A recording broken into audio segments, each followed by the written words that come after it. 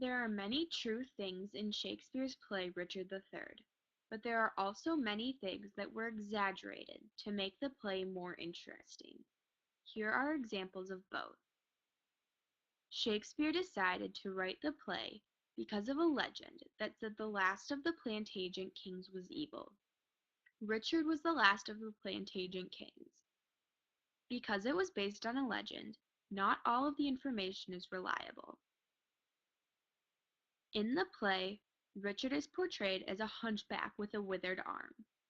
In reality, we do not know what Richard looks like, but it is very unlikely he was a hunchback with a withered arm.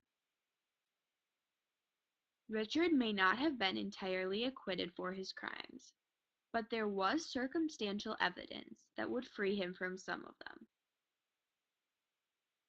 In the play, Richard was charged with the murder of 2 princes. This was proved to be highly unlikely. Richard was supposedly seduced Lady Anne in front of her husband's body. While he did seduce her, it was not in front of her husband's body.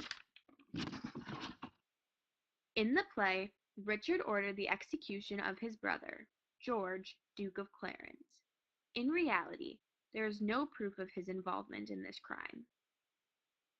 In the play, Richard forces his wife into marriage and poisons her. There is proof that they had a loving marriage, and she died of a disease, not poison. Richard was suspected for Henry's death. While it isn't proven, Henry did die under suspicious circumstances in a tower, and it could have been Richard who killed him. Another accurate fact was that Richard is responsible for ruining Edward IV's marriage.